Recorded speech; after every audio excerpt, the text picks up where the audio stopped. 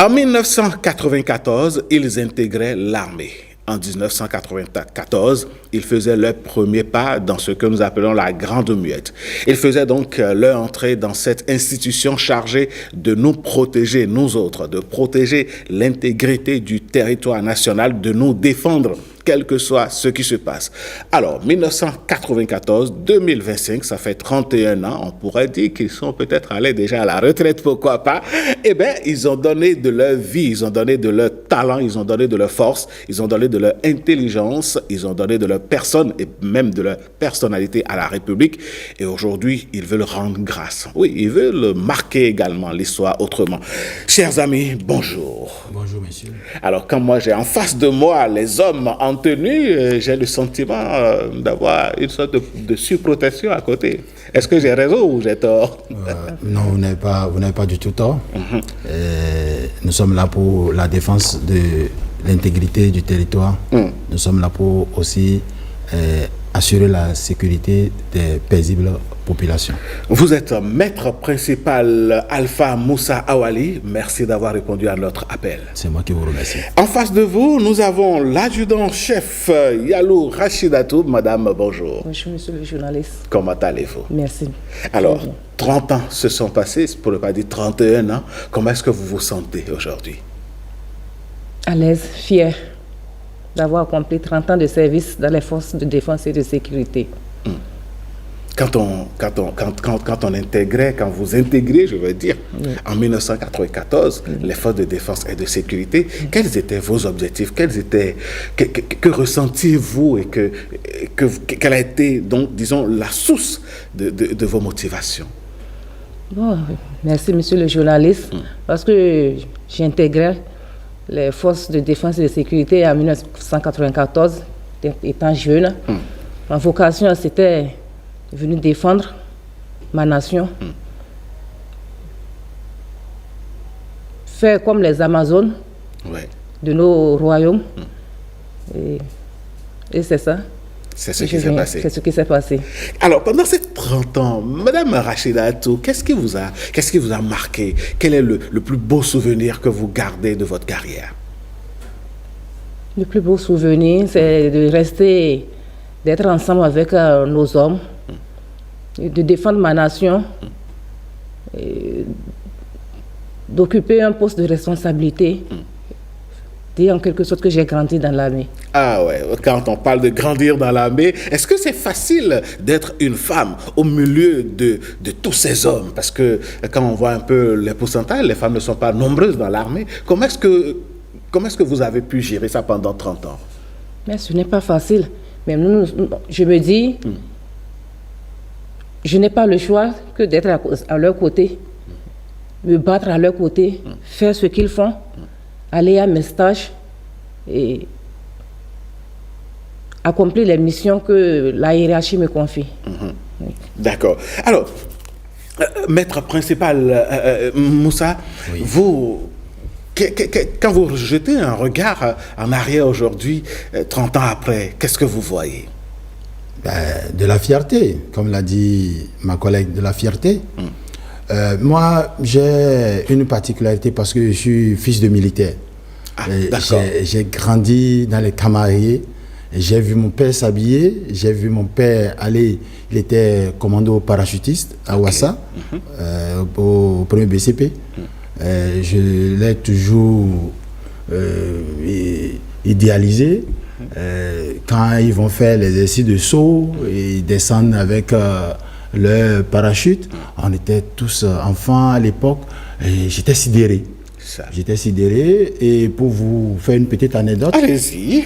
Lorsque j'étais sur les bancs au collège, lorsque on me demandait dans les sujets de rédaction carrière envisagée, je montais police, gendarme, militaire, sans savoir que aujourd'hui je ferai partie de ce corps de défense. Voilà. Alors, mais quand on dit maître principal, pour les téléspectateurs qui nous suivent, qui ne connaissent pas forcément l'armée, qu'est-ce que c'est maître principal? Maître principal, c'est l'appellation, tout simplement l'appellation du grade d'adjudant-chef, l'équivalent du grade de ma collègue à la Marine nationale. Ah, d'accord. La Marine nationale, c'est l'autre corps de l'armée nationale. Vous chargez de quoi? La Marine nationale est plutôt chargée de tout ce qui est espace maritime et cours d'eau au niveau de notre pays. La Marine nationale est chargée de protéger cela. Vous n'êtes pas sans savoir que dans les temps, il n'y a pas trop longtemps, nous avons souffert de la piraterie, du brigandage.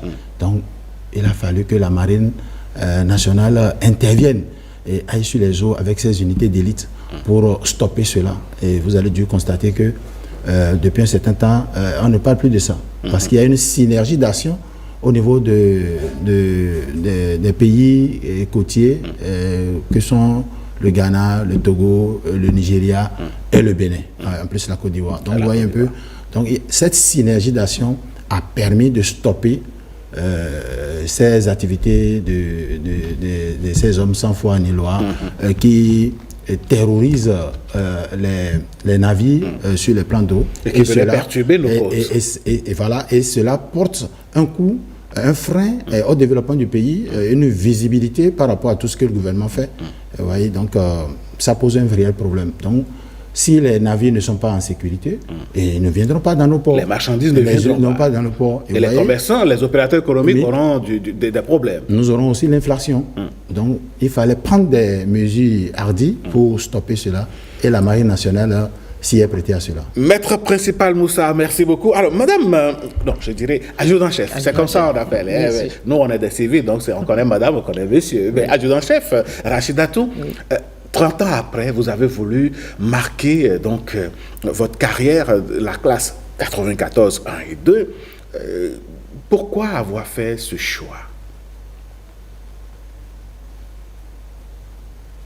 Nous avons fait ce choix après 30 ans pour rendre grâce à Dieu. Pour rendre grâce à Dieu et rendre hommage aussi à nos collègues qui nous ont quittés, qui n'ont pas pu continuer la lutte avec nous. Pour faire aussi le bilan de ce que nous avons fait dans l'armée, de la vie recrue jusqu'à cette date. D'accord. Alors, au menu de ces activités, quels sont les points importants que vous voulez aborder sur ce plateau? Oui, hier, le 29 par exemple, le 28. Hier c'était le 28, oui, hier le 29. Merci monsieur. Hier 28, nous avons procédé aux différents cultes pour rendre grâce et prier pour le repos des âmes de nos disparus. Et aujourd'hui, par exemple, présentement, et les collègues sont en train de faire une marche. Une marche. Si ce n'est pas cette émission, nous tous, on serait déjà là-bas en train de marcher pour faire un peu de sport. Là. Trouver la santé. Voilà. OK. Oui, donc présentement, ils sont en train de marcher. Et ils vont prendre départ à l'esplanade du Palais des Congrès. Ils vont à la place Amazon. Et ils retournent à la place Oui, ils vont à la place Burguera plutôt, et ils retournent à la place Amazon pour les étirements. D'accord. Alors, maître principal Moussa, pourquoi la classe 94 1 et 2 voudrait faire des activités, disons, à l'endroit de vos collègues d'abord, mais également à l'endroit de la population, puisque j'ai appris quand on préparait cette émission qu'il y aura quand même des séances de dépistage du cancer de sein, par exemple. Merci, monsieur le journaliste. Vous savez, l'armée est une émanation de la nation. Donc, à ce titre, l'armée participe aussi au développement du pays par certaines activités. Il y a les activités au niveau de la santé, dans les hameaux du pays, des coins reculés. L'armée intervient pour soulager les populations. Nous avons des hôpitaux, nous avons tout cela que les populations viennent utiliser pour bénéficier des prestations de nos médecins et infirmiers. Au niveau du génie militaire, l'armée parfois est appelée à ouvrir des pistes de desserte rurale. Au niveau, dans un passé pas très loin, l'armée a été appelée à construire des salles de classe de fortune pour permettre aux enfants d'aller à l'école le temps que tout se mette en place pour qu'ils aient des bâtiments définitifs. Donc, au nom de ceci, l'armée fait beaucoup. L'armée fait beaucoup. L'armée nous a tellement tant donné, 30 ans. c'est pas petit. Tout à fait. C'est toute une vie, en fait. Toute une vie. Oui. Comme l'a dit ma collègue, elle a grandi dans l'armée. Nous étions, 18, 20 ans à venir. Aujourd'hui, si quelqu'un était arrivé à 20 ans, aujourd'hui, il a la cinquantaine. Donc, vous voyez un peu, donc, nous avons grandi, nous avons mûri. Alors, qu'est-ce qu'il faut faire pour rendre grâce, pour rendre, faire un bilan et rendre à la population tout? Nous sommes venus, une sorte de renvoi d'ascenseur. Voilà, nous sommes sortis de la population pour être formés. Nous avons reçu une formation, c'est ça qui nous a permis d'être en uniforme aujourd'hui. Et demain, nous irons à la retraite. Et nous allons repartir encore dans le civil. Donc, il faut rendre ce que la nation nous a donné. Donc, c'est pour cela que nous avons décidé de marquer nos 30 ans. D'accord. Alors, quelles sont les activités principales, comme je demandais à l'adjudant-chef Rachida tout à l'heure, après, à part les marches, quelles sont les autres activités que la classe 94 1 et 2 voudrait faire? Le vendredi 31 janvier. Après-demain, là. Après-demain. D'accord. Au Palais des Congrès de Cotonou. À partir de 8 heures, il y a d'abord une séance de don de sang. On commence par la séance de don de sang et vous savez que le sang, c'est la vie. Vous savez très bien que dans les hôpitaux, les gens meurent faute de sang. Donc, la classe 94 a décidé, a voulu à travers ces 30 ans, envoyer aussi cet ascenseur vers les populations, en invitant les populations à sortir massivement pour venir donner de leur sang, y compris les collègues des autres forces, que ce soit la douane, la police, les eaux et forêts, tout le personnel en uniforme est invité, leurs différentes familles et les populations de Cotonou environ. Donc, après, le don de sang qui va commencer à 8h, à partir de 9h, il y aura une conférence publique. Au cours de la conférence publique, il y aura 4 thèmes qui seront développés. Le premier thème, c'est l'éducation sexuelle. Et vous savez qu'aujourd'hui, c'est un gros problème pour nous dans la République. L'éducation sexuelle pour les jeunes. Nos enfants, avec l'avènement des réseaux sociaux, les enfants vont découvrir... Ils ont accès à beaucoup de choses. Et qui n'est pas de leur âge. Donc, il faut leur parler que tout n'est pas utile sur les réseaux sociaux. Il y a le deuxième thème, c'est la santé mentale et le bien-être physique des personnes âgées. Nous sommes déjà dans la cinquantaine. Donc, il faut nous préparer à la retraite. Et il faut être équilibré dans la tête. Il faut être positif dans la tête. Mais comment faire pour ne pas sombrer après? Donc, nous invitons toutes les personnes âgées à venir pour écouter, pour bénéficier des conseils. D'accord. Alors, adjudant-chef Rachidat Yalou, au nombre des activités également, surtout des thèmes, il y a un thème qui a retenu mon attention, c'est comment est-ce qu'il faut planifier les activités génératives de revenus quand on va à la retraite. Parce que la retraite, c'est une deuxième vie qui commence. Alors, pourquoi avoir inséré ce thème dans le panel de discussion? Oui, nous avons parlé de la valorisation. Pardonnez. C'est la planification des activités génératrices de revenus. Oui. D'abord, ça se prépare, comme on l'a dit, planification. Il faut commencer dès maintenant. Et dès que nous sommes à la retraite, il faut qu'on s'occupe. Parce que nous sommes déjà habitués. Tous les matins, se lever, aller au service, et retourner à la maison. Il ne faudrait pas, après la retraite, aller s'asseoir. Nous allons vite vieillir, ce qu'il ne faut pas. Donc, il faut s'occuper. À part ça, la pension, le salaire que nous prenons étant en activité à la retraite, nous n'aurons plus ce salaire. Donc, du coup, il faut avoir une activité pour pouvoir faire face aux besoins familiaux. Oui. C'est ça. On a parlé également de la valorisation des femmes des forces de défense et de sécurité. Et surtout, là, vous allez faire un zoom sur les femmes de la classe 94 1 et 2. Pourquoi? Oui, la valorisation de la femme, oui, parce que, bon, comme je l'avais dit tantôt, nous sommes dans une république où les Amazones se sont battus pour le Dahomey. Nous-mêmes, nous sommes venus. Nous avons occupé des postes de responsabilité. Et Il faut mettre tout ça en lumière. Il faut mettre tout ça en lumière. D'accord. Alors, maître principal Moussa, oui. Si on devait... Alpha Moussa. Alpha Moussa, voilà. Excusez-moi, autant pour moi.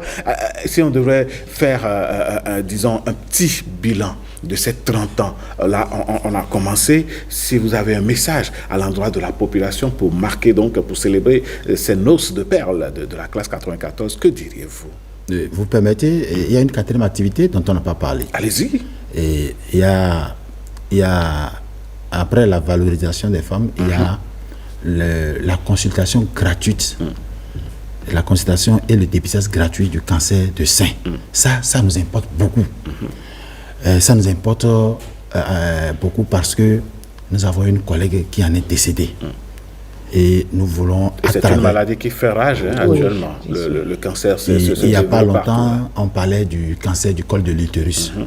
Mais aujourd'hui, le cancer du sein est devenu vraiment dramatique. Un véritable problème. Un véritable problème. Et la plupart de nos sœurs, de nos mamans, de nos cousines, tantes sont dans l'ignorance. Et c'est lorsque elles commencent à faire la maladie que, quand elles vont au détour d'une consultation, qu'elles découvrent que il y a un problème au niveau de tel sein, de gauche ou droite, et bonjour les problèmes. Et cela a un coût. Cela, vraiment, ça a un coût. Et nous voulons profiter. Parce que ça tue notre camarade. Elle est décédée il y a plus d'1 an et demi maintenant. Et nous voulons marquer cet événement à travers nos festivités de 30 ans pour insister, informer, éduquer et sensibiliser nos sœurs, nos femmes, nos tantes, nos mamans à venir massivement, nos filles, merci, à se déplacer et à venir massivement au Palais des Congrès le vendredi prochain, vendredi 31, pour venir se faire consulter, se dépister. Surtout c'est gratuit. C'est gratuit. Il faut le préciser. Quand elles viennent, s'il n'y a rien, elles vont repartir. Mais s'il y a un souci, les sages-femmes et médecins seront là pour les orienter vers les hôpitaux où elles seront prises en charge pour pouvoir... Et plus tôt, on découvre mieux on sera pris en charge. Mais si c'est tard, ça devient un souci pour la femme elle-même, pour son époux, pour ses parents et pour la société. Famille. Voyez, voilà. Donc c'est ça. D'accord. Pour répondre maintenant à votre question, particulièrement à mon niveau, mon bilan est globalement positif. Globalement positif parce que j'ai traversé tant de péripéties depuis ma vie recrue jusqu'à cet âge, jusqu'à ce grade, et ce n'est pas facile. Ce n'est pas facile. Il faut rendre grâce. D'accord. Tout est grâce. Eh oui, tout est grâce. Allez, merci beaucoup, chers amis, d'être passés nous parler donc des activités qui marquent les 30 ans de la classe 1994. 1 et 2, c'est ça, hein? Chez vous, on parle de classe, dans l'autre vue, on parle de carrière, on parle de promotion. Voilà, on parle de promotion. Madame adjudant-chef Yalou Rachidatou, si vous avez un message pour les filles et les femmes, ou je dirais même les femmes qui ont envie de faire comme vous, nos jeunes sœurs, vos filles qui sont à l'écoute ce matin et qui suivent 5 sur 7 matins, qui ont envie de faire un pas dans la grande lutte, quel message avez-vous particulièrement pour les filles? Je ne peux que les prier de venir. Venir dans l'armée, se faire incorporer, venir défendre leur nation. Oui, parce que nous en avons besoin présentement. D'accord. Allez, merci beaucoup. On se retrouve certainement le vendredi pour les activités, si Dieu le permet. On sera là pour vous accompagner. Affirmatif, nous invitons tout le monde. Tout le monde. Parce que si le chef de famille fait le déplacement, alors tout le reste va suivre. C'est clair. Allez, j'en profite pour faire un clin d'œil et dire un merci spécial au colonel Boton Romuald. Il est pédiatre médecin, pédiatre des armées. Il est également de votre classe. Hein. Il est de la classe 94. Oui, vous permettez. Et nous voulons remercier la hiérarchie pour nous avoir autorisé tout à fait à venir sur ce plateau pour en parler parce que chez vous c'est l'ordre. Oui, voilà. C'est comme ça. Donc il faut remercier la hiérarchie qui a cru en nous et qui a vu l'opportunité et qui a vu que ce que nous voulons faire vraiment était très important, non seulement pour nous qui sommes sur l'uniforme, mais pour les populations. Donc, il faut et vous savez, le colonel, pas le colonel, je dirais, le général Fructueux Gbagidi, c'est quand même un homme qui comprend un peu l'importance des médias aussi. Hein, et vous et nous, on se donne la main pour faire un travail complémentaire. Absolument. Allez, je dis un grand bonjour également au général Fructueux Gbagidi et à toute la grande muette et dire tout simplement que la main de Dieu veille sur l'armée et que l'armée veille sur la République. Amen. Mesdames, Messieurs, voilà, on a reçu donc nos amis de la classe 94 1 et 2. Ils fêtent leurs 30 ans avec des activités qu'ils mettent à votre disposition, pourquoi pas, pour donc un retour d'ascenseur. Nous, on va marquer une courte pause pour aborder le débat de ce jour.